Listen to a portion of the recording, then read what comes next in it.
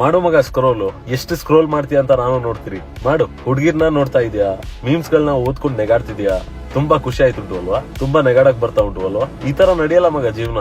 ಒಂದ್ಸಲ ನೀನ್ ತಂದೆ ತಾಯಿ ಬಗ್ಗೆ ಯೋಚನೆ ಮಾಡಿ ನೋಡು. ನಿನಿಗೋಸ್ಕರ ಏನೆಲ್ಲ ಮಾಡಿಲ್ಲ ಮಗ ಅವರು. ಅವ್ರ ಜೀವನವನ್ನೇ ತ್ಯಾಗ ಮಾಡ್ಬಿಟ್ಟಿದ್ದಾರೆ ನಿಮ್ಮಂತ ಮಕ್ಳಿಗೋಸ್ಕರ. ಅವ್ರಿಗೇನೋ ಒಂದ್ ಭರವಸೆ, ನನ್ ಮಗ ಏನೋ ಮಾಡಿ ತೋರಿಸ್ತಾರೆ ಅಂತ. ಏನ್ ಮಾಡ್ತಿದ್ಯಾ ಮಗ ನೀನು?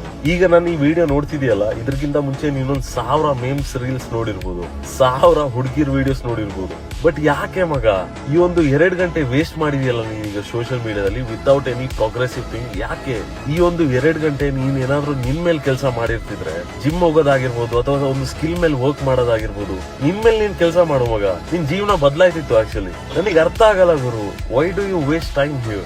ನಾನೇನ್ ಸೋಷಿಯಲ್ ಮೀಡಿಯಾ ನೋಡಲ್ಲ ಅಂತ ಅಲ್ಲ ಮಗ, ಬಟ್ ನನಗೆ ಆತರ ರೀಲ್ಸ್ ಎಲ್ಲ ಬರಲ್ಲ. ನನಗೆ ಬರೀ ಸೆಲ್ಫ್ ಡೆವಲಪ್ಮೆಂಟ್ ಅವ್ರ ಸೆಲ್ಫ್ ಮೋಟಿವೇಶನ್ ರೀಲ್ಸ್ ಬರೋದು. ಯಾಕಂದ್ರೆ ನನ್ ಮೈಂಡ್ ಆತರ ಸೆಟ್ ಆಗ್ಬಿಟ್ಟು ನಿಮ್ ಜೀವನ ಯಾವ ಕಡೆ ಹೋಗುತ್ತೆ ಅನ್ನೋದಕ್ಕೆ ಇನ್ಸ್ಟಾಗ್ರಾಮ್ ಆಲ್ಗೋರಿದಮ್ ಕೂಡ ಒಂದು ಉದಾಹರಣೆ ಆಗ್ಬೋದು.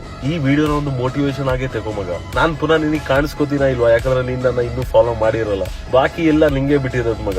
ನಿನ್ ಜೀವನನ ವೇಸ್ಟ್ ಮಾಡ್ಬೇಕಂದ್ರೆ ಡೂ ದಿಸ್ ಮಗ. If not, click the follow button. ನನ್ನ ಪೇಜ್ ಅಲ್ಲಿ 1000ಕ್ಕಿಂತ ಜಾಸ್ತಿ ವಿಡಿಯೋಸ್ ಉಂಟು. ಪ್ರತಿಯೊಂದು ನಿನ್ ಜೀವನದಲ್ಲಿ ಒಂದು ವ್ಯತ್ಯಾಸ ತಂದೆ ತರುತ್ತೆ.